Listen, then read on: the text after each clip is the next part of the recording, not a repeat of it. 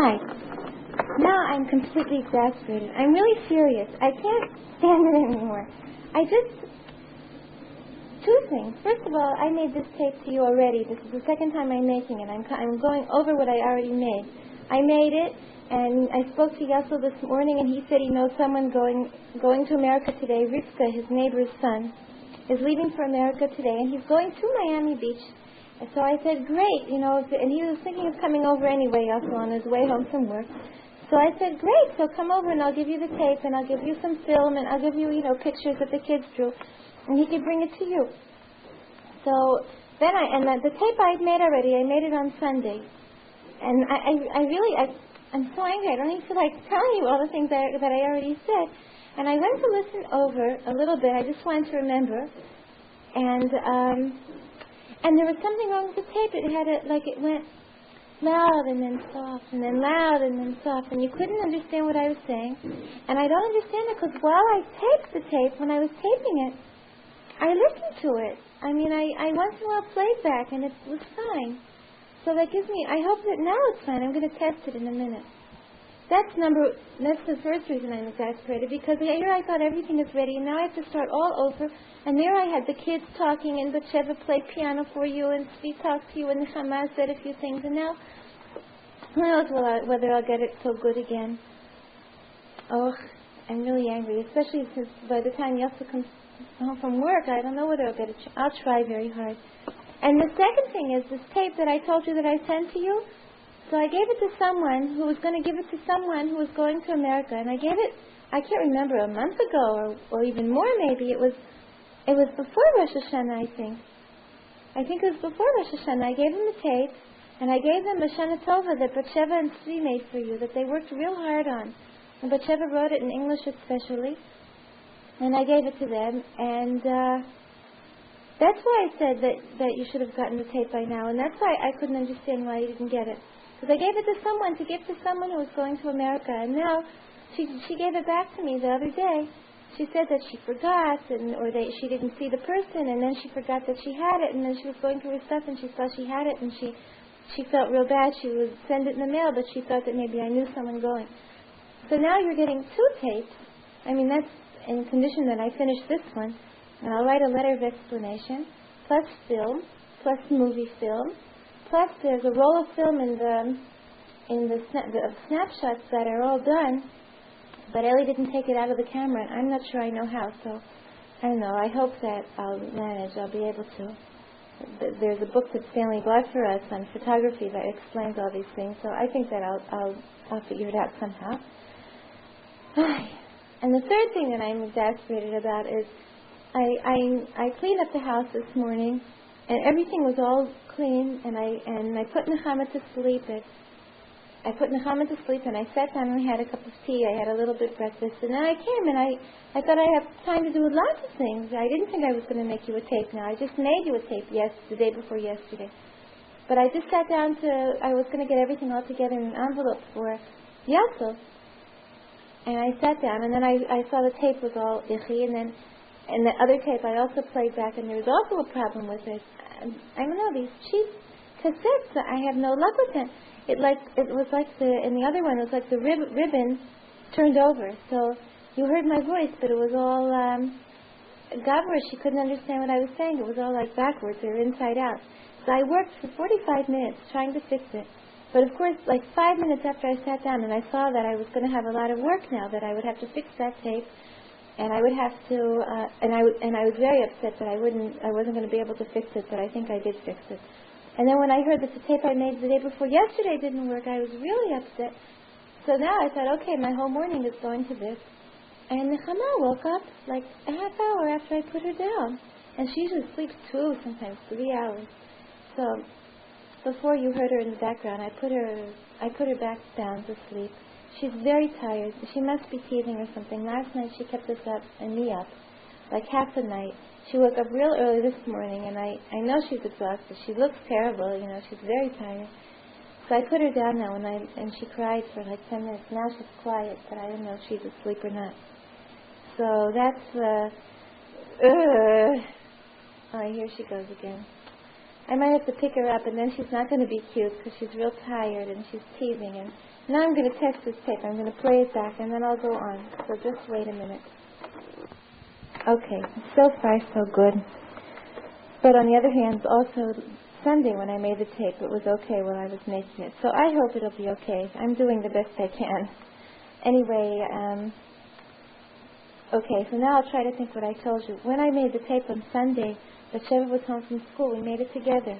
It was very nice. Nechama was sleeping and Tzvi wasn't home. It was just me and Sheva. So we made the tape together. And I explained to you why she was home. So I'll tell you all again. 2 weeks ago, it's more than 2 weeks. The Kitzur, what happened is that Sheva had hepatitis. Hepatitis it's a disease of the liver. It sounds like a terrible thing, but it's a virus. And it's very common in Israel, and it's very common this season of the year. And there's no medication for it. It just has to pass over. Ari had it a few years ago, and he had it terribly. Adults, it's a terrible disease. It's like mononucleosis. Like you're stuck with it like for half a year, and it completely drains you. Ari had it. I remember he was sick for a week. You know, at the beginning you feel sick, like you have a flu or something. You feel sick and you have fever. And then for more than 6 months, he just couldn't move. He was just listless. He's sleeping like, 15 hours a day, and he just couldn't keep up with, the work that he had to do. It was very, very hard for him. And I also have a friend now who has it. She got it like right around Shavuot time, so that's like 4 months ago. And she wanted to go back to work. She's a teacher, so after the summer vacation, she went back to work, and then she had to take off. She just couldn't cope. She couldn't do it. Yeah, she's feeling better now, but it's a terrible disease for adults. But in children, it's nothing. Like they have it, and they get over it very quickly, and then they're immunized. They're exposed and immunized for the rest of their life. Especially Israelis also have it much less badly than Americans. Like Ari is considered an American, and this friend of mine is American, and I know 2 other people, Americans, that had it real hard. But Israeli adults that get it aren't so sick with it. It's much less. It's like 3 weeks or so, and then it goes away. And they say the reason is that Americans aren't exposed at all. Like this germ it doesn't exist in America or something. So they're not exposed. So when they come here, it really hits them and hits them hard. Whereas Israelis, in some way or another, are exposed. It's in their bloodstream, kind of like through the army or through school, or as children they often had it and their parents didn't even know. So that they have much more immunity, and if they do catch it, it's a very light case. So that's how it was with Batsheva. Thank God. It was really the background of the story is that Aderet had it. Aderet had it like 2 weeks before David's wedding. Toby thought she had a stomach virus, and she complained of a stomach ache, and she was nauseous, and she threw up, and Toby took her to the doctor, and the doctor said it looked like a stomach virus, and she kept her home like 2 days. Then she sent her back to school, but she saw that Aderet wasn't well, she didn't look good, she didn't act right. And then she looked kind of yellow, and then she said to Aderet, I don't have diarrhea anymore, but it's funny, I have like diarrhea in my urine. My urine is brown, just like diarrhea. So that's a sure sign of Sahevet, of hepatitis, is very, very dark urine. So Toby heard that, and she looked kind of yellow, so she took her back to the doctor, and they did a test, and they she had hepatitis. So she had been sick with it a week before they realized it was hepatitis. And then, she was in quarantine because it's contagious, and Toby's family, they all got shots. There's a shot that you get, gamma globulin. It's not a shot of Sahevet, of hepatitis, but it's a shot that hires your resistance very much. And so that usually it's effective because it's very contagious. And it's contagious by using the same bathrooms and using the same dishes, and within a family, it's, if you don't know, you're not careful, so, everyone's very exposed. So they all got the shot, and the big problem was whether she'd be able to go to the wedding or not, which would be horrible. She would have been completely crushed. It would have been a terrible, terrible tragedy. So the day of the wedding, and so Toby did a blood test in Kupat Cholim, but it takes them a week and a half to get results. So it's silly, you wait a week and a half and you get results, and the results are old. They're not, they're not of the same results of the time that, you took it. So it was really silly, and it was very extenuating circumstances. So Toby's father said, this is where you use Dr. Fink. He's the doctor you went to in Harvard, remember?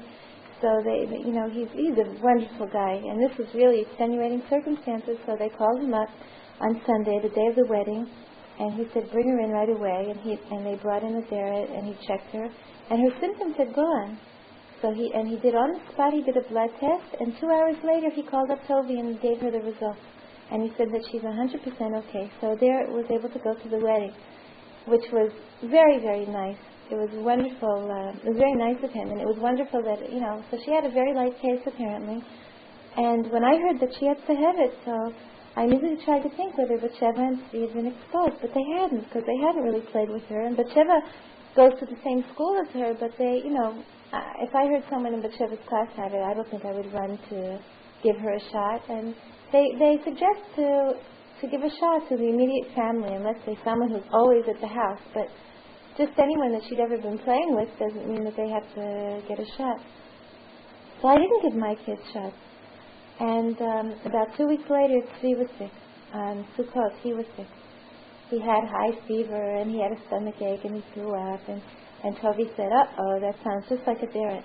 And I kept saying, doesn't he look yellow? Doesn't he look yellow? And he didn't. He was fine after 2 or 3 days. He was fine. He was up and around, and I guess it wasn't so heavy. And I was so worried, that we were supposed to go visit very good friends of ours. You met them, Devorah and Michael. That Devorah's parents, they're from Oregon, and they were here, and they talked so long. And anyway, they live now in Alon Shvut. It's on the way to Hebron, and we haven't been there. We haven't been in their house, and because she works and I work and Ellie works and he works, so it was very hard to get our schedules together. And without using buses, it's, you have to plan a half a day for it. So finally on Sukkot we were going to go, but when I saw that she was sick, although he looked like he was a little bit better, I didn't want to go, because I thought maybe he has hepatitis and she's pregnant, and I didn't want the responsibility. I was so sure that he had caught it, and then I felt stupid a couple of days later when it became clear that he was fine. So 2 weeks later, when Batsheva got sick, it didn't even occur to me. I didn't even enter my mind. She came home from school one day, and she said she didn't feel well, and I said, okay, so keep indoors, and she played a while, and then that night she said she feels horrible, her throat hurts, and her ear hurts, and she had fever. So I said, you must have an infection, maybe an ear infection or a throat infection. So the next day, she went to the doctor, and the doctor said that he doesn't see any infection, it must be a virus. And she did. She felt much better the next day already. She didn't have any fever, and she was playing, and so I kept her home. And the following day after that was Shabbat, and she stayed home. She was fine. So Sunday I sent her to school, and she didn't look great, but I thought she was the end of the virus, 1 or 2 days of being weak, but he wanted to miss school, and she had no fever for 2 days, so I sent her. And then Sunday night, while she was sleeping, I went in the room to check, and she had fever. So although she didn't complain about anything, I kept her home Monday.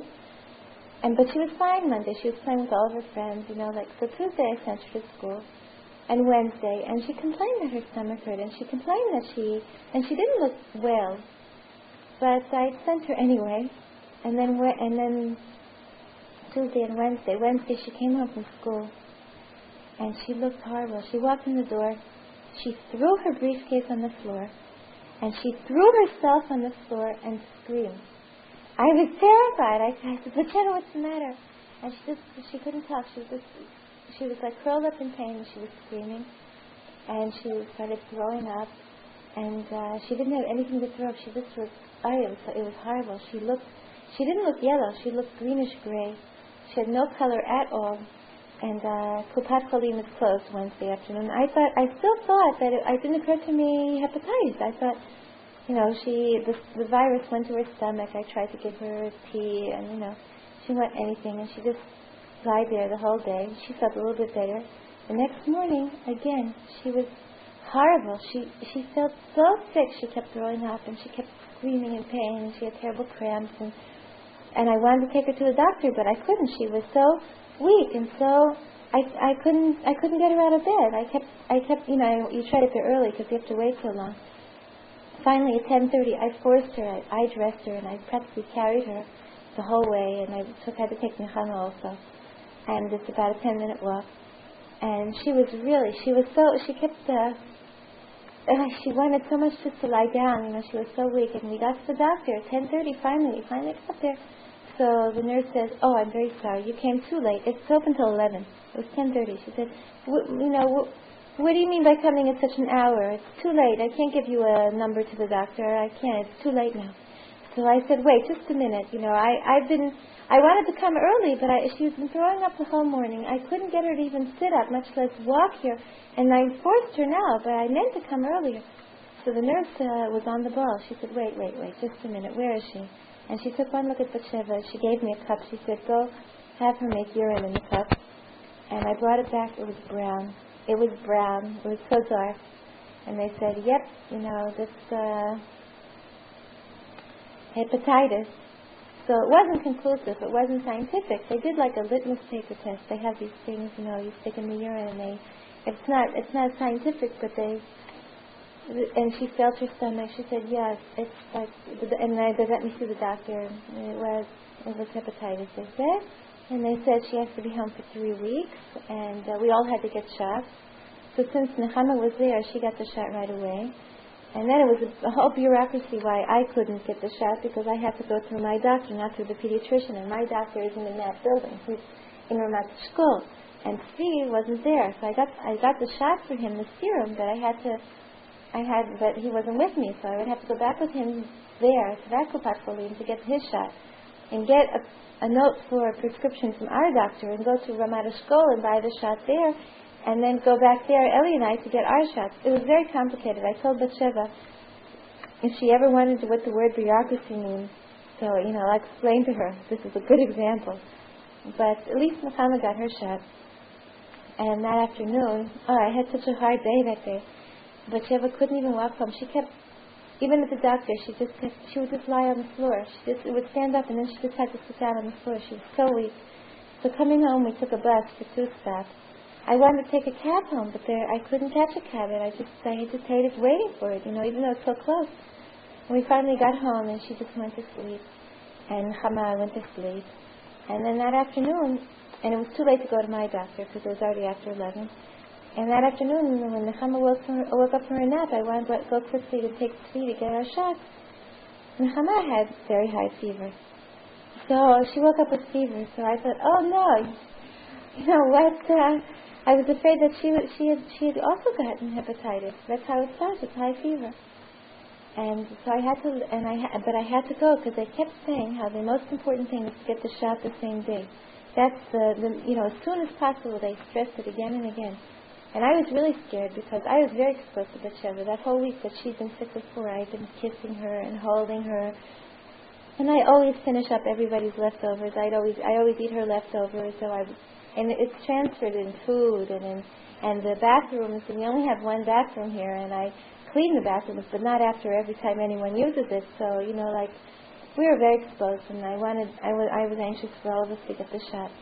And I had to go, but Batsheva was sick. I didn't want to leave her alone, and Nechama was sick, and no one was willing to come near my house because it was, you know, infectious hepatitis. I was stuck. I didn't know what to do. I was desperate. I called Tovi. And I asked her, you know, whether she could leave her girls and please come, because they'd gotten the shot the month before. So she came up and she stayed with my kids, and I went. And I got the serum for the shot. And then that night we had Ellie's cousins, Gail and Baruch. They're Frida's daughter, Gail, is a nurse, and Baruch, her husband, is a doctor. And they live in Ramot, so they were very nice. They came over Thursday night. They came over and they gave all of us shots. Very nice, sociable evening. And and that day was Steve's birthday. That's how we celebrated Steve's birthday. You know, so ever since then, so Batsheva was feeling sick for a couple of days, and then she was already much better. The following week, she was much better, and I, of course, kept her home from school. She was home every day.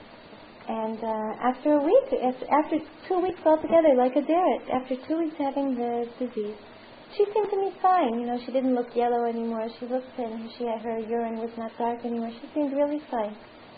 So I went to Kupat Salim. I went to do the test. The doctor said, no, I won't let you do the test for another week. It can't be that she's well already. It has to be at least another week. So she wouldn't give me a note to do the test. And I hated, you know, she's missing school, Batsheva, and it's a shame, you know, really, every day to miss school. She'd already missed practically, you know, she missed 2 weeks of school. So I was going to go to a private laboratory. But there's only one, and it's all the way to the other end of the city, and also they would only get results. I couldn't have taken her in that day because you could only be there by 8:30, and I called like about 10 after 8, and there was no way I could get there in time.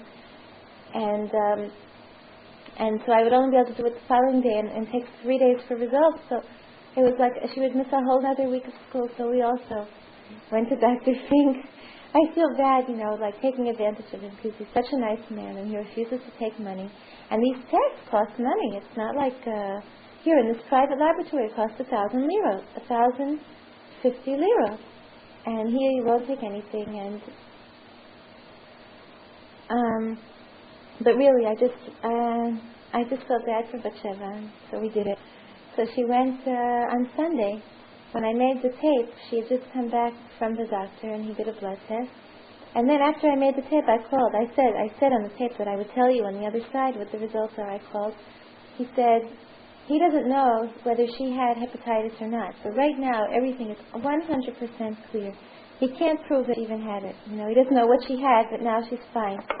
So yesterday she went back to school, and she was real excited. She was so happy to be outside. You know, she's not much of a sports, you know, running and jumping type girl, but yesterday when she was able to go outside, she was just so happy to be in the sun, and so that was nice. And so today also she's in school, but on Sunday we made the tape together in the morning. And when you know, 2 weeks before when she had the hepatitis, and I knew she would be home, so Toby said, you know, have fun. She said with the Barrett it was terrible. She was so bored all the time, and Toby had to play with her. How many times can you play Chutes and Ladders and Candyland? And she would read her stories. Toby said it was, after a few days, they were both so sick of each other. It was, you know. So I thought to myself, it could be that way, or you know, ahead of time, I just said, you know, now Batcheva's going to be home a week, and let's make the best of it. So I, like, in my mind, dropped all of my plans for the morning. You know, I'll do the very basic, like the beds and cleaning up and laundry. But aside from that, you know, I'll just spend it with Batsheva. And I won't think, you know, I could be doing this, I could be doing that. And really, we had such a nice week that I was so sad yesterday when she went to school. I really miss her. It was very nice. She helped me clean. And then every morning I would give her a piano lesson. We did piano lessons. And I also we embroidered together. And we did a lot of things, and she wrote letters, and she drew pictures, and we did, you know, and she helped me fold the laundry. It was very, very nice. It's really, I'm really sad that she went back to school. And one day last week, my mother-in-law came over. She came over early in the morning, and she spent the whole day here, so that she was with Batsheva in the morning, and that was good. So I had to go to Ramat Eshkol and do a lot of shopping and things like that. And then she stayed over until the afternoon so we wouldn't feel bad. And Ellie came home for lunch that day. So it was, you know, it was very, very nice. It was very, very pleasant. I don't know whether she had hepatitis. I assume she had hepatitis, but I don't know. I keep thinking, you know, it's too bad they have to go to school. I'm sure that's not how I feel always. I mean, summer vacation, I can't wait till it's over. But this was a very pleasant 2 weeks that she was home. And but now she's back in school. She talked to her teacher on the telephone a couple of times, and her whole class sent her letters, you know, wishing her a speedy recovery. So that was so funny. A schoolmate of hers, Mira, that's the Bloom's granddaughter. So she brought over all the letters. All drew pictures and letters, and so Batsheva sat down reading them right away. She was so excited. And she was rolling over with laughter. She kept saying, "Oy, Ima, they make such terrible spelling mistakes. Look how this one spelled this, and look how it spelled that." And she herself, Batsheva, I don't think she can spell a single word without, I don't know, if it has 3 letters, she'll have 6 mistakes. I don't know how, but it was funny. You know, we were laughing. we were laughing at her laughing at at her classmates. Anyway, so that's Batsheva. That was the news of Batsheva. But now she's back to school. And let's see, what could I tell you about Tzvi that I told you on the tape already? On his birthday, on that day that she was sick. So I think I told you on the other tape that they go to school this year on the bus. Last year, Eli would go with Tzvi on the bus. He would take Tzvi on the bus, and he also taught in the cheder at the same time that Tzvi had to be there. So he would take Tzvi. And Batsheva used to go, there was an arrangement of a carpool, and those that didn't have cars had to order cabs. And it came out to be quite expensive. It came out to be very expensive, but I thought for 1 year I would do it because it was worth it to me, Batsheva, it's far to go on the bus. And, Kita Aleph, first grade. I was a little bit wary of sending her along on the bus. Here she was 6 years old.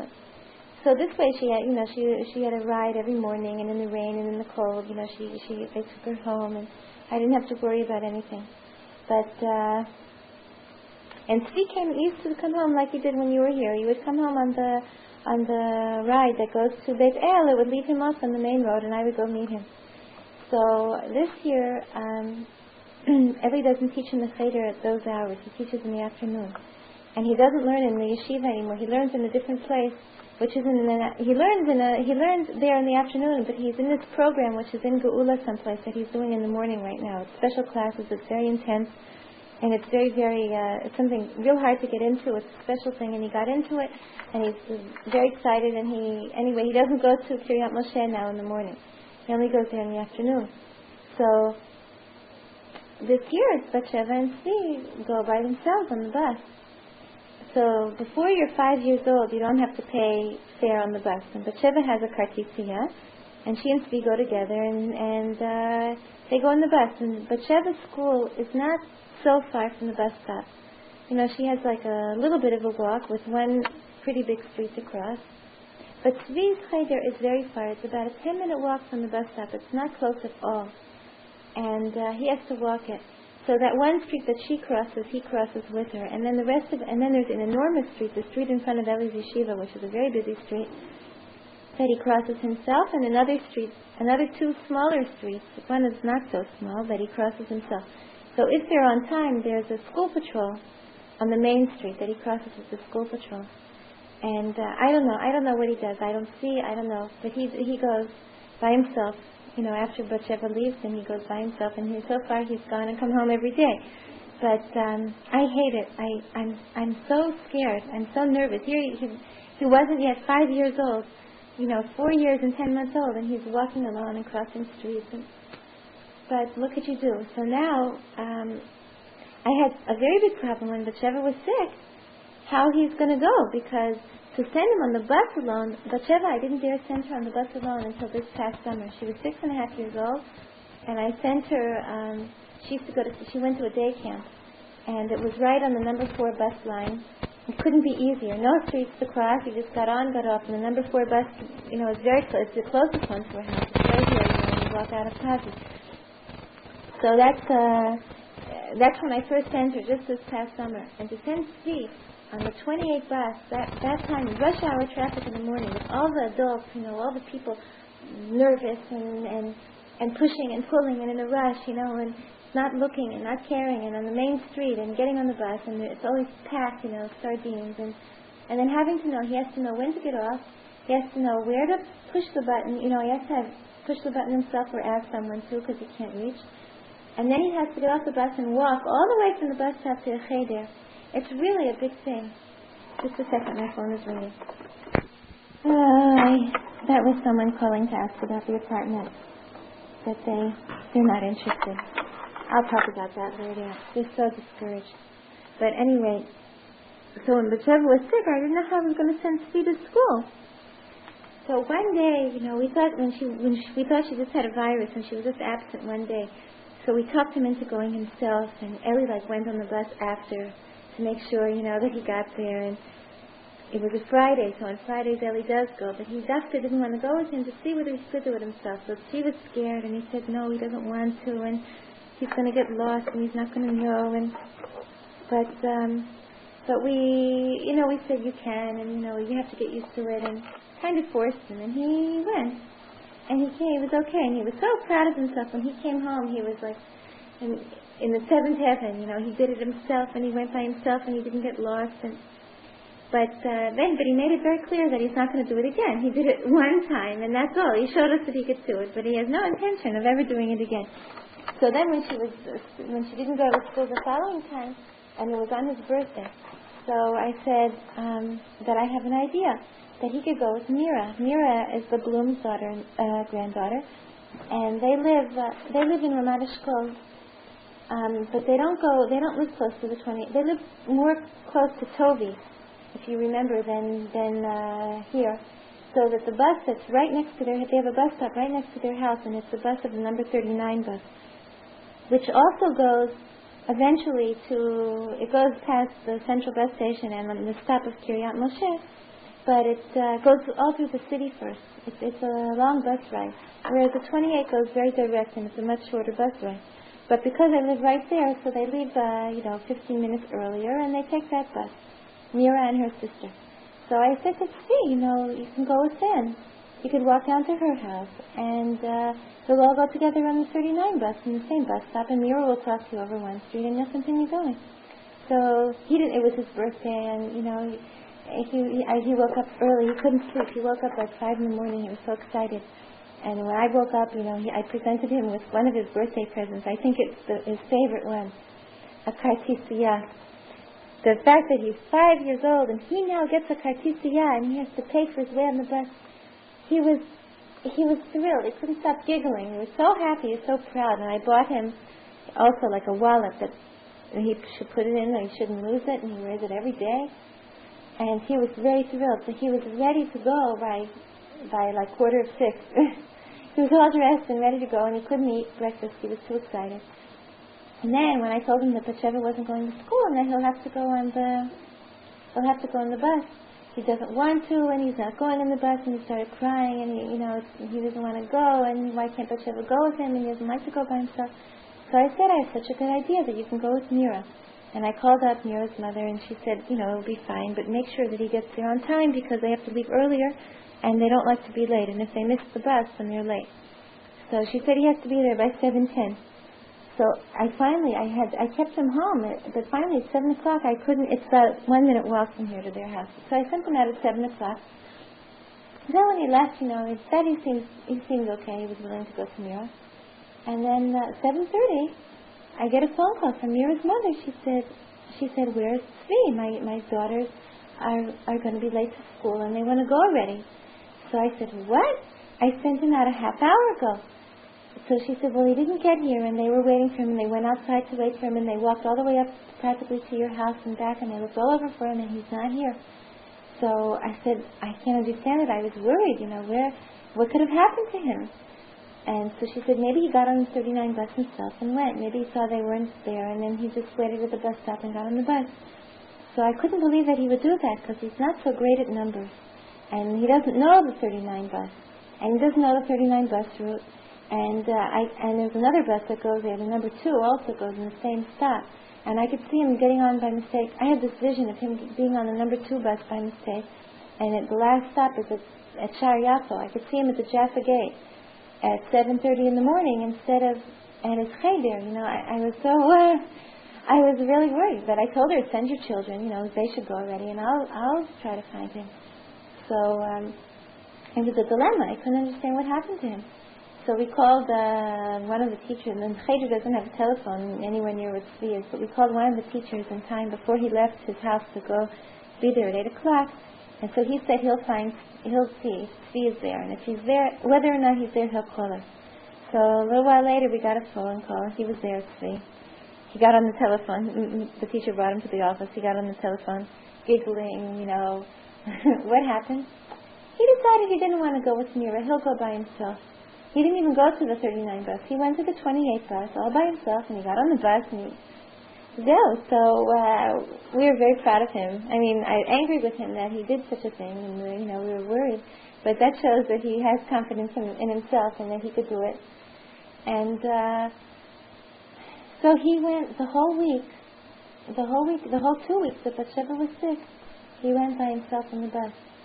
And I hated it. I was always so afraid. And there were 2 days that it was pouring rain. And when it rains, it's hard to see the cars, and you don't always turn your head to look carefully because he has a hood on. And I don't know. I was very, but he's fine. I mean, he's more confident in himself, I guess, than I do. And now the Batsheva is back, so I feel much more relieved. And coming home, Batsheva comes home on the bus, and Zeke still comes home on that ride that he has, and it leaves him off here across the street. And I don't meet him anymore. I tell him that he should ask the people getting off the bus to cross him over. He should always cross with an adult. And I leave it to him. I depend on him. I believe him that he won't cross by himself. I think I've instilled the fear, because that's a pretty busy street. And sometimes I go. If he hasn't come for a long time, I see, I think that maybe he's too embarrassed to ask someone, or no one was there, and I'll go and I'll cross him. But he gets home every day fine. So that's what there is to be. And what else can I tell you about his birthday? So it was a pretty hectic day. It wasn't exactly the way I thought it would be. We wanted to take him to, we have this tradition that we take the kids to, on their birthday, we take only them to the hotel, and then we go to buy them ice cream. So we wanted to do that, but we couldn't because everyone else at home was sick, and Gail and Baruch had to come and give a shot. But he had in Cheder, I made cupcakes, and he brought them. And then on Shabbat I had a birthday party for the boys in the neighborhood, his friend Yoel and my neighbor Ellie, and 3 or 4 other boys.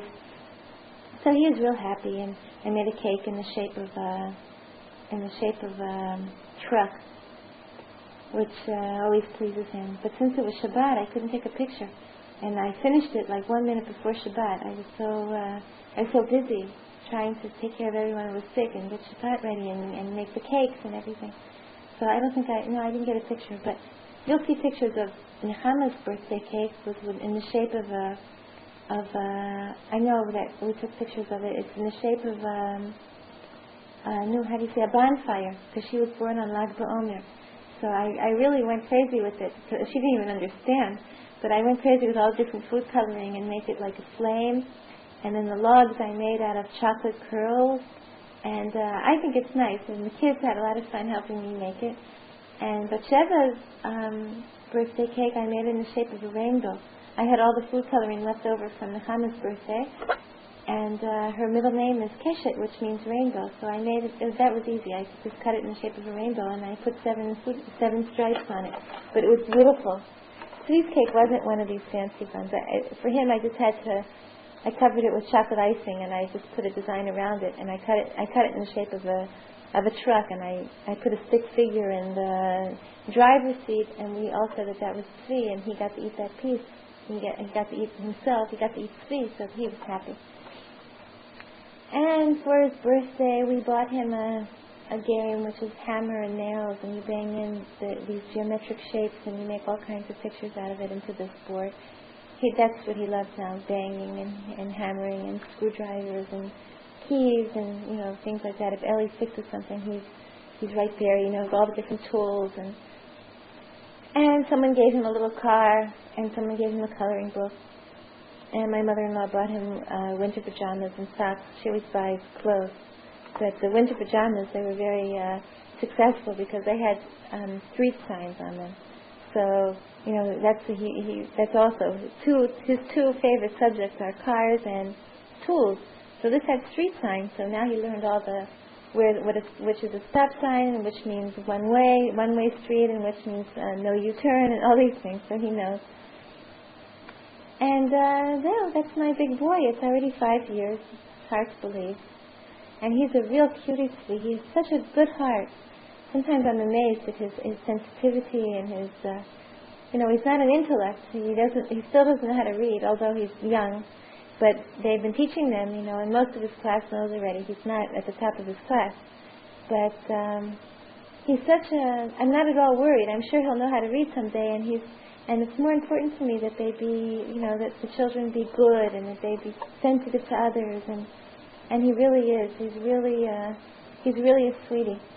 But Sheva also, I discovered this week when she was home, because I only see them, now I see them in the afternoons, and they're usually tired from school, and Batsheva, she has to do her homework, and she goes out to play, and I don't often get a chance to just be just with her without Nechama bothering us, or Tzvi or something. And she's a very, delicate. She's a very sweet little girl. Her teacher who talked to me one day on the telephone, she asked me if Batsheva knows how to talk loudly, because she talks so softly in school that she doesn't even call her a lot to answer questions, because she's so bashful, Batsheva, and she talks so softly that she can't hear her. I was so shocked when I heard that, because Batsheva, sometimes when I think, what she'll be like when she grows up, I think she's going to be such a loudmouth and such a screaming, yelling lady that I always feel guilty. It's because I yell so much and I talk so much, because she yells. The way she yells at me sometimes when they fight, or at me, or with her friends. So when the teacher said that she doesn't know how to talk loudly, I thought, boy, that's split personality. But I see it. She does have a side where she's bashful, and with other people she's very sweet. And even at home she's sweet. She's a good kid. She's really a good kid. She's so helpful, and she takes such good care of Nechama. And Nechama is such a booba. She's 1.5 years old, and she's hysterical. She's so funny. She's so mischievous, and she's so funny. I try to capture her in the pictures. We try to take pictures of her when she's in her funny moods. She's such a clown. She mimics us. And now she says, I'll try to get her on the other side when she wakes up. She says, Abba, Ima, Eva, I. She says only vowels. So Batsheva is Ea, I, that's C. And that's all she says. When I tell her to say Nechama, so she says Abba. And she has this picture in her room of Reb Aryeh Levine. That's a rabbi. I once sent you a book about him. So I have that picture in their room. So when she goes to sleep, she says goodbye to she says, shalom to the rabbit, and shalom to the cat, all these pictures. Shalom to the bird, shalom to the doobie, shalom to the booba. And she says, shalom, Reb Aryeh. So that's what she says now all the time. But instead of saying, shalom, Reb Aryeh, she says, Awai. She only says the vowels. Awai. And it's so funny. She says it all the time. And she thinks that shalom is Awai. So when someone leaves the house, she'll say, Awai, Awai. She's really funny. And she's running around. And I bought her shoes last week one day when Batsheva was home. I left her alone, because she only had sandals, and it suddenly turned cold. So I went, I bought her shoes, red shoes. I hate red shoes, but that's what they have for Nechama. And I went to a real expensive store, which is supposed to have a very good reputation for very good shoes. We went there with Tzvi, because Tzvi, for instance, has a problematic foot. He has a very wide foot. And so I always buy first shoes there. And then afterwards, if I see their foot is normal, then I don't have to buy there. But it's real expensive. It came out to a lot. And yesterday I took now that Batsheva was well, so yesterday I finally, her shoes from last year were too small, and she was wearing sandals. And I couldn't go buy her shoes because she was sick. So yesterday I didn't have the strength, but she came home from school late. She had, chugim. She takes I'll tell you about it on the other side. She's taking agriculture and cooking. But I'll tell you on the other side, it's also very interesting. But anyway, so on Mondays she comes home around 5 o'clock, and it's dark already. And I didn't have the koach to schlep them to the city to go shopping around for shoes. So I went here to Ramat Eshkol. There's a shoe store. And they're reasonable. They're not real cheap, but they're not real expensive. And I bought shoes for Batsheva and Steve. They didn't have a big selection because they were all out already. It's kind of late to buy shoes. So Steve and Batsheva got the exact same shoes. They're both brown, just different sizes. And Tzvi is slightly different because of his wide foot. It's a slightly different style, but it's the same company, almost the same exact shoe, the same color, the same design practically. So I'm done with that. But boy, when I think of how many hours I have to teach to buy one pair of shoes, it's really depressing. It really is. It's really very depressing to think about it. But that's over with. That's once you have to buy it and you're finished. And now I want to get Batsheva's haircut, because there's this problem. It's a nationwide problem. It's something terrible. From rich to poor, from clean to dirty, everyone. It's a problem of life. And it's so infectious. And they've had it, my kids, on and off for a year now. And I keep doing their hair. There's special shampoo and there's special things you have to do. And then I spent hours. You have to pull out the eggs one by one. And I never found lice in their head. I never did. I only found eggs. And even Nechama now has eggs in her hair.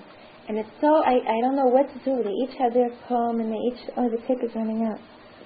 And I wash their hair a lot and I use a special shampoo, but I don't like to use it too much because it's poison. So I don't like to use it too much, if I don't have to. And then when I finally get their head is perfectly clean, they go to school and they play with a friend and they get it all over again. So I just decided now that the best thing is to cut her hair. She's never had short hair. She's always had long hair. So, and we'll try it and we'll see. It'll be, not that it'll help with the lice, but it'll be easier. Her hair is now very long. It's very beautiful. And I hate to cut it because it's beautiful hair, but it will grow back. And I'm sick of every morning fighting with her whether she wants braids or pigtails or a ponytail or, this way she can comb her own hair and decide what she wants herself. And I think I'm going to stop because the tape is running out. I don't know. So one day once I made my decision, and she also wanted it. I'm scared, but I'll take a picture of her and you'll get it someday. And what she looks like in short hair. I think she'll be cute. And worst comes to worst, it'll grow out, right? So we'll see. I'm nervous now because I see the tape is almost out. And so I won't start anything new. And then I'll go turn over to the other side in a minute. But that's the kids. I really...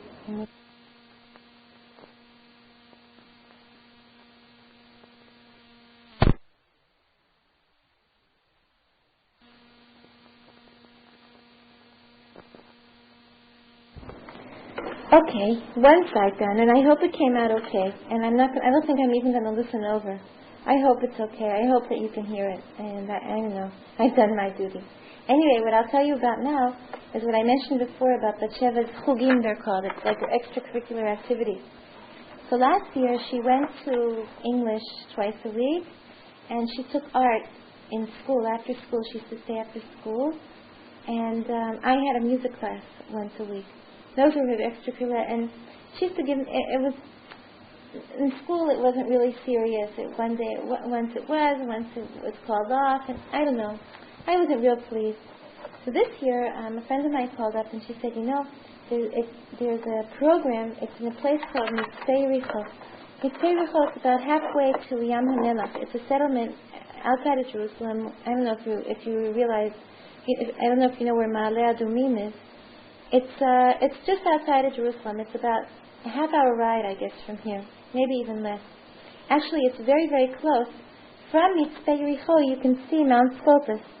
But there's no road. They're going to build a road. They're building a road, and then it will be 5 minutes past Mount Scopus on a road. But now you have to go kind of around through the city and out on the other side and on the way to Jericho. So it's a religious settlement. And it's an original idea. They thought of this idea of extracurricular activities for children in an environment that they can't get in the city, like to bring the children to the country.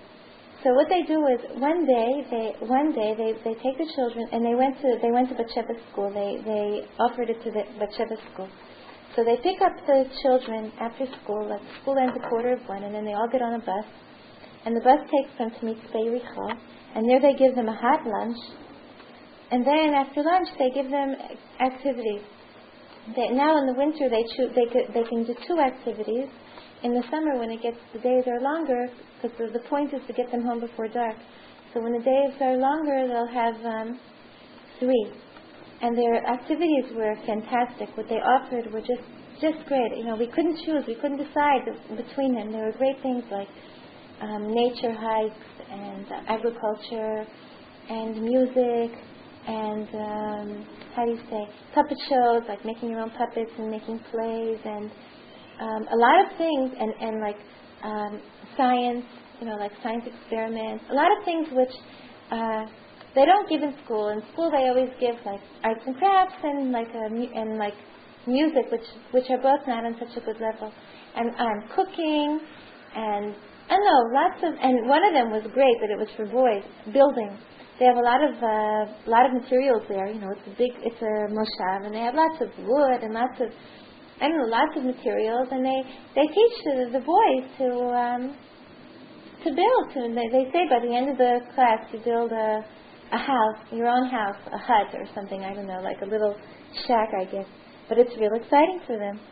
So we had a hard time, Batsheva and I, deciding, and in the end she chose cooking and agriculture, which I think is great, because I'm for her learning how to make things and cooking, and agriculture, that's fantastic. So she goes and she loves it. She comes home every time just thrilled, like they raked and they dug, and yesterday they found a snake, and they planted carrots, and they planted radishes, and they planted parsley, and they planted some flowers. And now they have to draw pictures of the different things and put it in the ground so they'll know where each thing is. And they watered it. And it's really very, very nice. And they worked real hard. And in cooking, each time they made, they learned to make stuffed cucumbers, which she said weren't so good. And I had to buy a little container, and she brings home what she makes. So yesterday she forgot the container, so she didn't bring it home.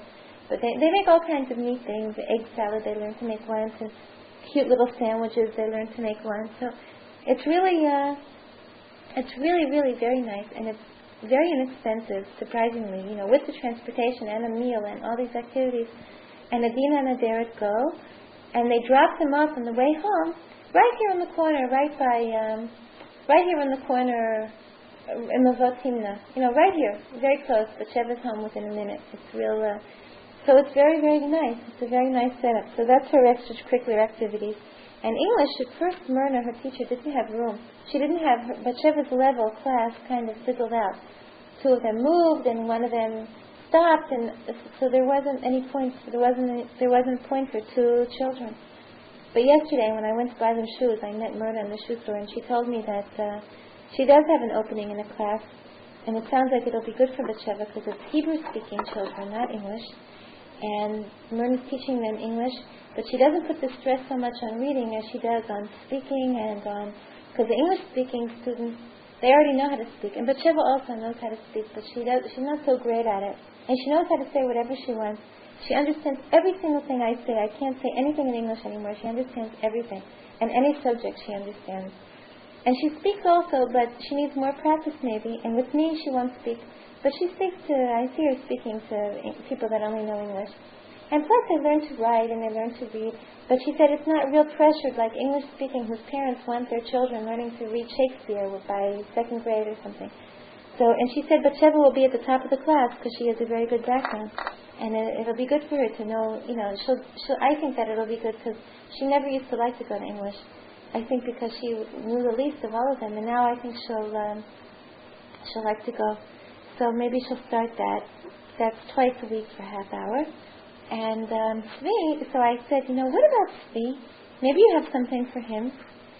So she said, as a matter of fact, she just started this class, but it's an experiment for boys 5 years old who are Hebrew speaking, and it's once a week for a half hour, and it's a small group, and Svi could join if he wants.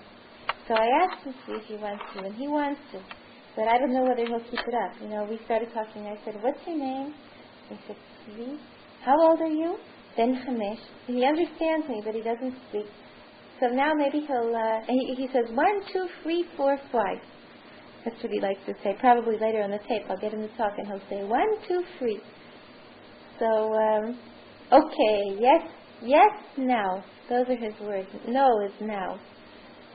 But, so we'll see. So maybe Steve will start. I don't want to force him. I don't want him to hate it. But I'll try to encourage him very much to go. And what else can I tell you? I got a letter from you today in the mail. My mailman was in Milawin, so today he must have come back and I got lots of mail all at once. So I got 2 letters from you and a birthday card for Tzvi. So I didn't open it yet. I'm saving it when he comes home from school because that's the big thrill. I say, you got a letter. And he runs from who? And he opens the letter and he sees it first. So that you should know that we've received it. And I got 2 letters. One you write about how how Daddy does exercise in the morning and in the evening, and he rides his bicycle, and how great you're both doing, and that you went to the doctor, and everyone's fine, and how all your things are washed into the ocean. And now the second later, you write all about AWACS. And so I also have a lot to say about politics, but also very, very disgusted, very upsetting. It's really, it's really, we're getting more and more isolated, Israel. And not by our fault. It's not because we haven't been doing concessions. Giving up Sinai is such an enormous concession. It's such like suicide. And yet the world looks, the more we give, the more they expect. I don't know. It's very disgusting. And now everyone's beginning to look at, the Saudi plan as if they really want to recognize Israel, as if they're such a. I don't know. I don't even have the strength now to start going into it. It's just very, very disgusting. And kind of scary. I'm very worried about what's going to be this year. I'm very worried about what's going to be this spring. The inside of this country, it's not unified. People don't want to give up the Sinai, especially after what happened to Sadat. Especially after now the United States doesn't seem like it's so. We'll give up the Sinai, and then Egypt will say, okay, you didn't, on some little detail of Camp David, so they'll go back on Camp David. But in the meantime, they have all of Sinai. Until they get all of Sinai, of course they're going to say we're for Camp David and for Israel. But he's under a lot of pressure from Mubarak to with the rest of the Arab world, and he's for the Arabs. He was always kind of against Sadat's measure to be isolated. He wants to go back into the Arab world, and he's under tons and tons of pressure from Syria and from Saudi and from all the other Arab countries, and even the United States isn't backing Israel, isn't backing Camp David. They're all very wishy-washy. Now you hear things like, yeah, it's kind of served its time. It's kind of, now it's the time to look for some different initiative. And these are all, very nice to say, but we're, in the meantime, expected to give back all of Sinai, that we've 5 times conquered it. And it's so strategically important. Without Sinai, the border is Ashkelon, Mamash. Ashkelon is right on the border. And Ashkelon is how far from Tel Aviv? A half-hour drive? It's so dangerous, Beersheba again is right on the border. It's so scary.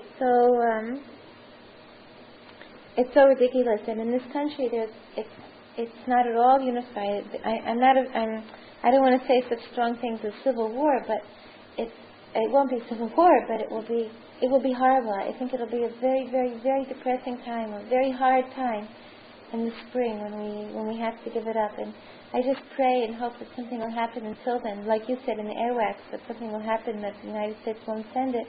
And I keep hoping and praying that something will happen, that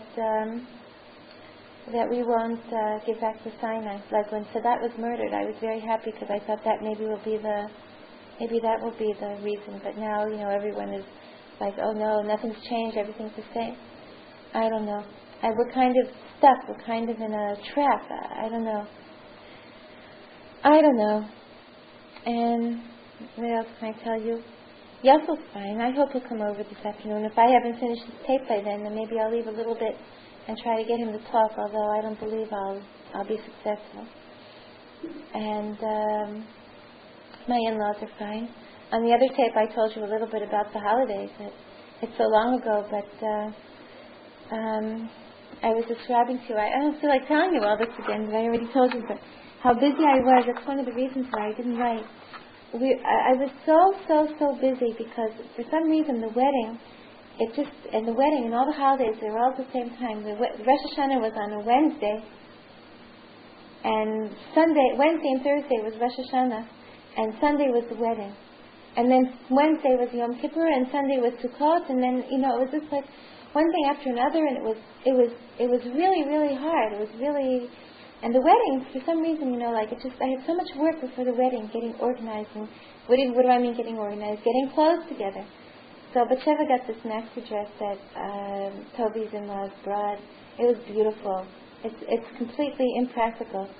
It's so fancy. It's for a wedding, but it's really not even for Shabbat. It's so fancy. It's maroon velvet on top, trimmed in lace, and it's high-waisted with cream lace maxi to the bottom with a ruffle around the bottom and lined with cream material and with a belt, and it's very elegant, and she looks beautiful, but it was kind of, I don't know. So, but she had that, but I had a lot of work because I had to hem it, and there was a lot of layers to hem, and I had to shorten the sleeves. It was a little bit too big on her. And then for Tzvi, I had to buy him pants, and then I had to hem the pants. I bought him 2 pairs of pants. And I decided to crochet him a kippah, which he lost after the 3rd time he wore it. About a week after the wedding, he lost it. And I could have killed him. But I crocheted. That took me hours to do. Hours. When I tell you days, I crocheted. I worked real hard, and I made a beautiful dugama. It was really a nice kippah. And I hate the thought. I have no inclination to do it again. And for Eli also, I get his clothes organized and a belt I had to buy, and socks for Tzvi, just tons of things to do. And for myself, so I decided, okay, I'm going to go. I'll buy a dress. I really needed a dress desperately, a dress for it, so it would be for the holidays and for the wedding. So I spent 3 days going around the city, going to every store, and again and again. And I was on a diet, and I lost weight. I'm fine now. I mean, I'm not real skinny, maybe like when I was in America, but I'm not fat. I'm fine. I don't know. I'm normal. So, but still, I couldn't find anything that I liked. There wasn't anything that fit me well or that looked good or was what I wanted. And the prices were exorbitant. Like normal price for dress average was 10,000 pounds. 10,000 pounds, I figured out that's like $70. That's really, really expensive. And yet that's the prices for dresses. Toby bought 2 dresses, and each of them cost like at least that. Her mother-in-law, I think, bought it for them. They're really rich. And she went shopping with her mother-in-law. I think maybe she returned one of them in the end. She didn't use it. But so I went, and we looked. I even made Eli come with me one day to take off the morning because, when you spend so much money, I wanted him to at least like it. And there wasn't anything. I didn't even have a problem to choose. I just didn't find anything. And I was so discouraged, and I hate shopping. I don't know if you remember, but I can't stand it. I hate trying on clothes, and I hate being in stores, and I hate deciding. So in the end, I said, I'm just going to make a dress. And I haven't sewn for myself in years. I mean, not something like a dress for a wedding, which has to be perfect and come out well and be. I haven't done it in years, and I really didn't know what size. I took a pattern and I didn't have a pattern that I liked. So it was ingenious. I worked so hard. I took a pattern from Toby of like a shirt-waist dress, which is like the style at least here. And I used the top, the button-down top and the sleeves and the collar. And the skirt I didn't use. As for a skirt, I made up my own pattern. I made it into like, like Spanish skirts that they're like there's one layer, and then it's gathered and then it's wide and like a peasant dress type thing. It's like panels. Only each panel is, it's what it is when you sew it. It's like rectangles. Just each rectangle is like twice the size of the one before. So in order to attach it, you have to gather it and then sew it on top of the other one. And then the next rectangle is twice the second one. You gather it and sew it. Anyway, I didn't realize how much work it was. And I bought material, which also wasn't easy to find. And so it was a very complicated dress. It was very detailed. It had buttons on the front, and it had a collar, and of course sleeves. And the dress that Toby gave me, the pattern was a size 12. So I'm not really a size 12. I'm a size 14.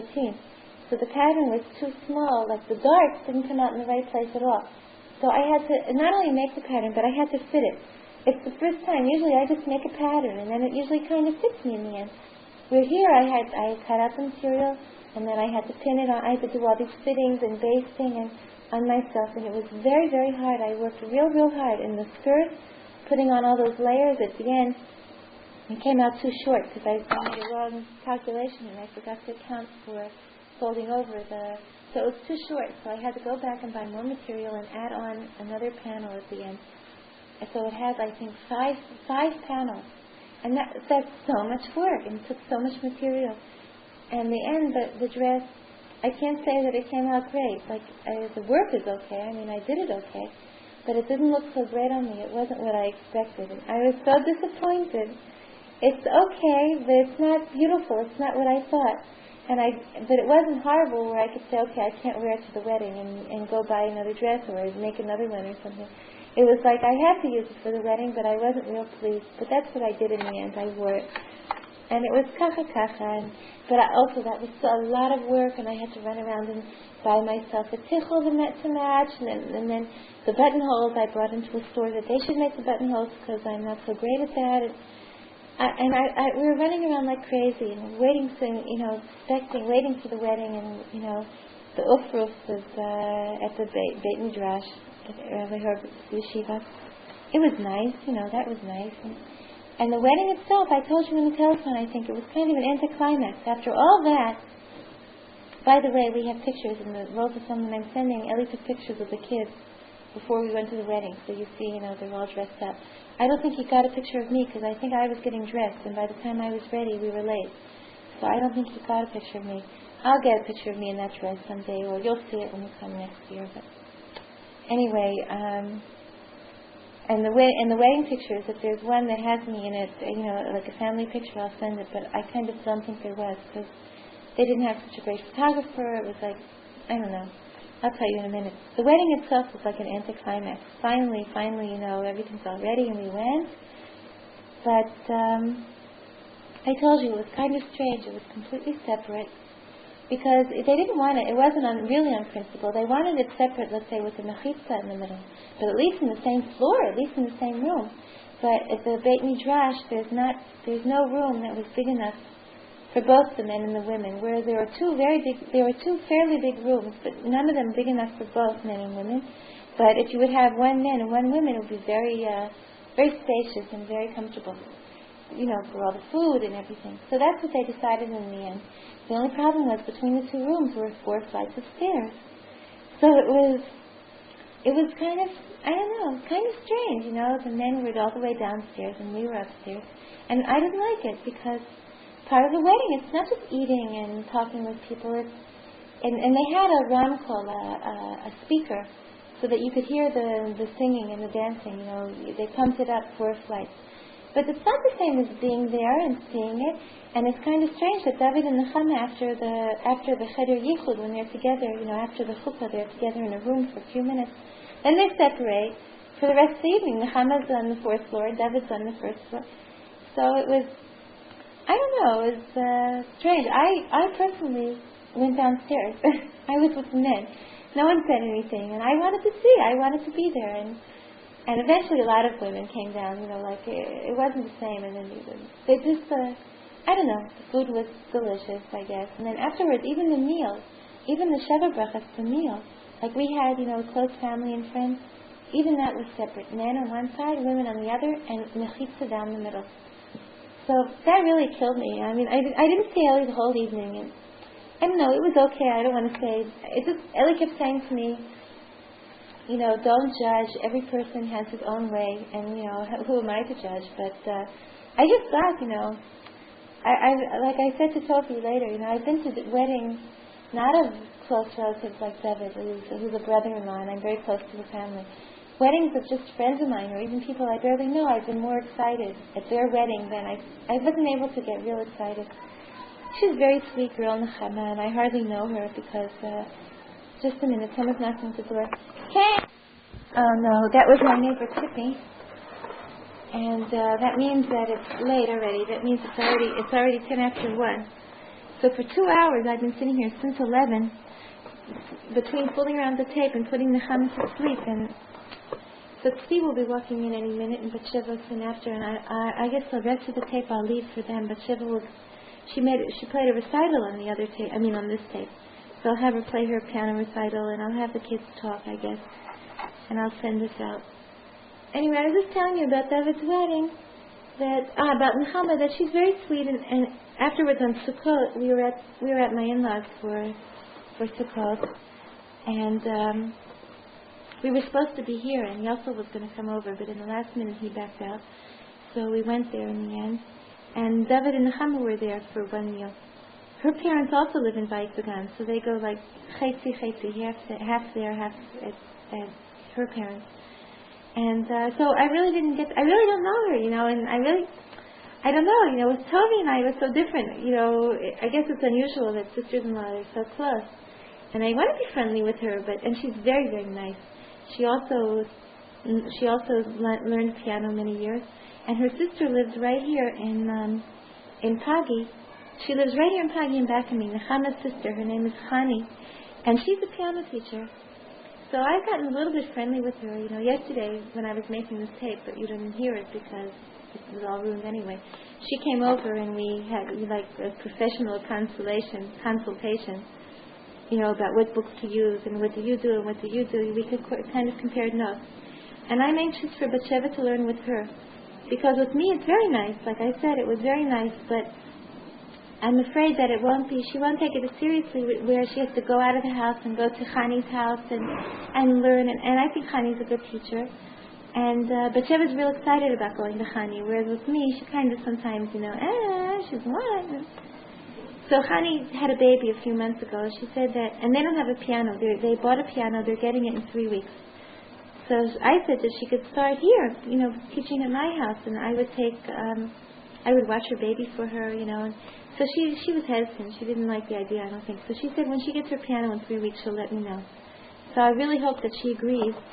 I tried to make it as tempting as possible, and because the Batsheva is really ready, and she's very motivated. So we'll see. What else can I tell you? With the department, so it's very discouraging. I'm just completely discouraged already. We continue to advertise, but just so far no one is interested in buying. We had one couple. This was a real killer. Since the time when we almost bought the house in Kiryat Moshe, that was such a letdown.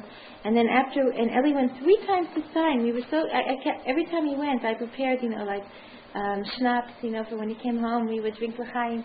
And each time he came home, he said, no, we're not agreed yet, and then finally it just all fell through. So the day after it all fell through, and I was so depressed, the people that were supposed to buy our apartment canceled. So in the end, it was a great thing, because had we signed, we would have obligated ourselves within a month to bring $30,000 or something, or more. I can't remember. I don't remember. Enormous amount. So, I don't know. Ellie says we would have been in jail by now. So it was lucky that I guess everything turned out for the best. Although since then we haven't even found anything there within reasonable price. And then we learned our lesson that you have to first sell, or at least have someone very, very serious that wants to buy before you go to sign someplace else. So then we advertised our apartment, and right before Rosh Hashanah, about 2 months ago, a young couple came to see the apartment, and they really liked it. I could see they liked it, and she said they liked it, and he liked it, and they sat down and they said, we'll take it. And I was so excited, I couldn't believe it. I said, really? You really want it? And they said, yeah, we like it a lot. And so, what about the payments? How much do you want? We said, they didn't even argue with us. They said, okay. So they said, the money is coming. They're both Americans, and apparently one of them her mother is rich, and her mother would pay for it. So she said, my mother, she said, I have to bring my mother to see it, but that's nothing, it's our decision, and my mother, whatever we decide, she'll finance or something. And her mother lives in Ramat Gan in Tel Aviv. So I was kind of nervous, but they made it seem like it's their decision. So we were so excited. I was already looking in the newspapers for 4-room apartments, 3-bedroom apartments. I was already looking at, which I don't even dare to even dream about. So then her mother came 2 days later. And also she looked at the apartment, and I think she was impressed. I pointed out different things, and I showed her also things that weren't good, that, she should know that we shouldn't gyp them. But this is a young couple, they don't have children yet, and it's a fairly big apartment for that. And then the mother came back that same day. She came back with an expert, like a kablan, someone who knows building and contracts and all contracts, And he went through, he checked all the plumbing, he checked all the electricity, he checked the floors, he checked the little room. And I didn't walk around with him, but I heard him also. He said positive things. He said, this is not a problem, and it's very strong, the building. Because it is. It's a good building. It's a good apartment. And even the little room, he said, we fixed it already. And he said, it's good what we did, and it should hold. And he was saying how it's nice that it's on the first floor and there's a backyard. So also I was just sure, They said they would call us and they would let us know. And I was in seventh heaven. I was sure that this is it. I was expecting them. Maybe they would try to bargain the price a little bit. The mother looked to me to be a little bit more, less naive than the daughter. But so I thought they would bargain with us a little bit, and we never expected to get our asking price. But just to have someone who liked it to sell, I was sure that, And then she called 2 days later and she said they're not interested. That her mother wants to buy them a larger apartment. So, I said, maybe if we go down in price. And she said, no, it's not the price. It's the size of the apartment. Absolutely, it's not a big apartment. And her mother wants her to buy a larger apartment. And I was so crushed that day because I really had my hopes up. I was very, very depressed because I said, now no one's going to see the apartment because of the holidays. No one has time, it's a busy month, and then afterwards it's going to start to rain, and our apartment in the winter does not look good. It's not an easy apartment to sell. So we won't be able to, we'll just have to wait a whole another year, and I just wanted so much to be out of here already. So I was very, very depressed. I remember that one day I was really down in the dumps. I yelled at the kids the whole day. And then a week later, someone came to see the apartment for his parents. And then they came to see the apartment and they liked it. And they liked it because they have 2 married children who live here in Sanhedrin or Chevet, and they want to live close by, and this apartment is fine for them. They don't need a bigger apartment, and they have a big 3-room apartment also in a different neighborhood, but they like it. This apartment, they like it because it's a cute apartment. It has a lot to it with all the aronot and everything. So they wanted it. But they said, they have to first sell their apartment. And this was over a month ago, and they said, in principle, they want the apartment. So they asked us not to advertise. They said, give us 2 weeks, and then we'll know. So we agreed to that. And they called back after 2 weeks. They haven't found anyone to buy their apartment. And they called us back again after 2 weeks. They still haven't. So here we have someone who wants it, but they themselves haven't sold their apartment. So we gave up on them. We advertised again this week, but so far, 2 people came to look at it, and they walked in and they walked out. It wasn't what they wanted. And we haven't found anything either, so it's just really depressing. But I'm going to stop talking about it now because she's going to walk in any minute, and I'm going to leave the rest of the tape. For them to talk on. So I'll end off now. You heard enough of me. I guess an hour and a half of hearing me is enough. And I'm going to go check out the other tape now to make sure it's okay. So keep writing and להתראות. Yes, but okay, now talk. Say hi. No, you have to talk. Afterwards, I'll explain. Say hi. Did you get a michtav from Mommy and Saba? Say I. Today is Yom Shlishi. Say hi to Mommy and Saba. Yes. No, today is not Shabbat.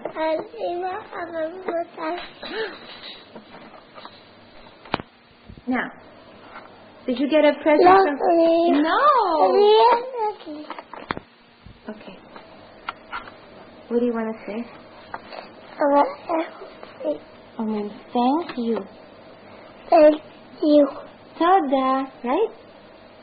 Why are you saying Toda? Did you get a michtav from Mommy and Saba today? Toda. Why? Mommy and Saba, they sent you give me cards. Zvi got your letter. He just opened it. He was real excited. And out of the letter fell a picture of Mommy and Saba. So he thinks that's his personal picture, and he won't let go of it. And now he's holding your picture, and now he's going to talk to you. Okay, so to the very first.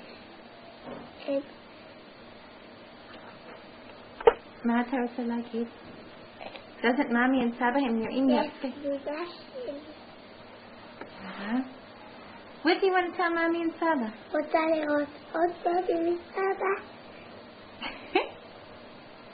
He took your picture. He asked you if you want to see another Mommy and Saba. So he took your picture and he's holding you in front of the picture, the portrait picture that we have hanging.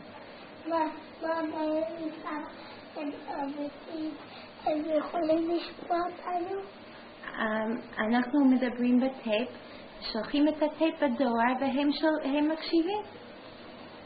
בשכונת טייק.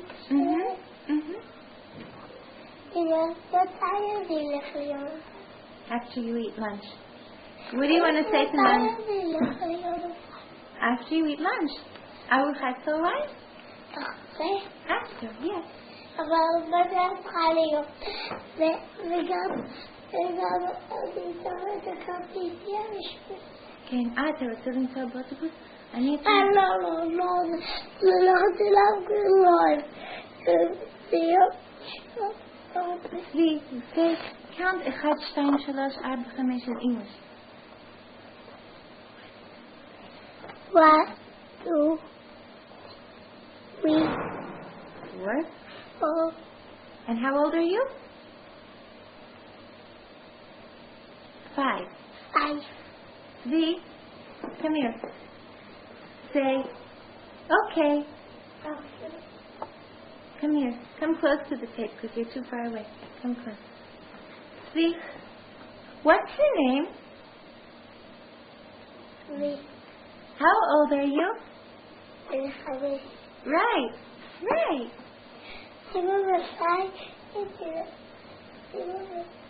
Zee, did you get new shoes? Do you have new shoes?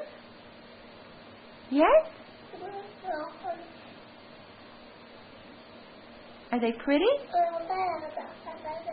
Okay, I'm turning off because he doesn't want to talk anymore. Say goodbye. Goodbye.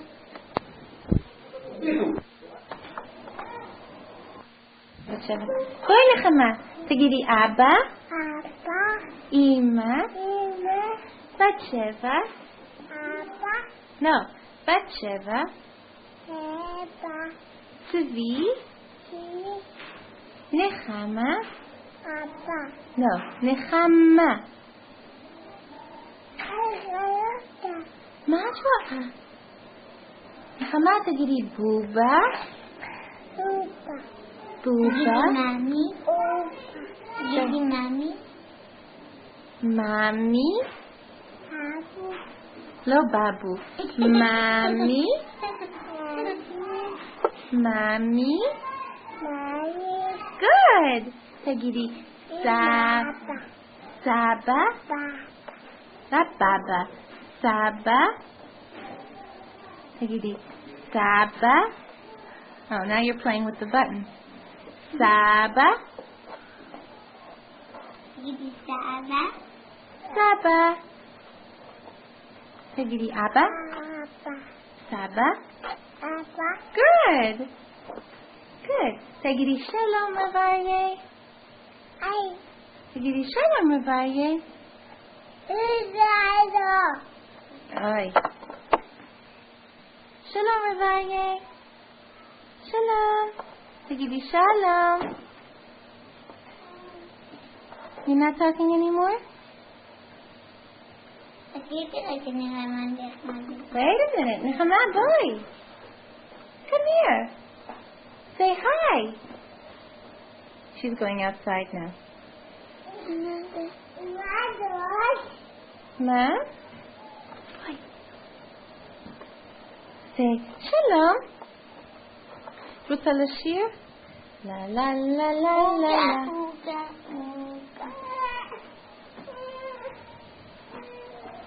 Batsheva, you want to tell them something in English? Are you going to go learn with Myrna English?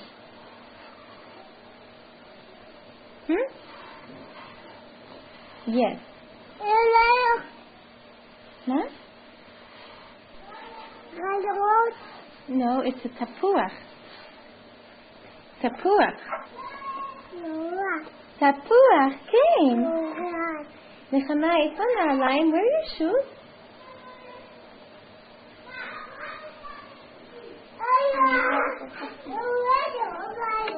Can you hear Nechama in the background? צבי, מאיפה לקחתם את זה? מאיפה? תגיד.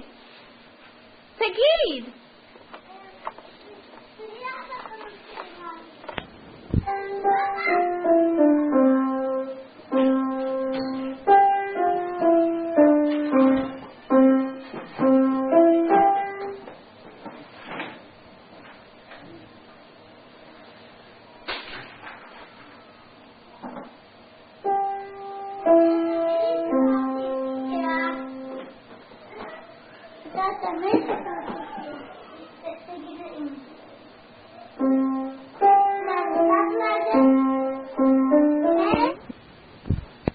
אוקיי, תנסי. מה התחולה את הכל? לא, עכשיו תמשיכי, בכיתה גדולות.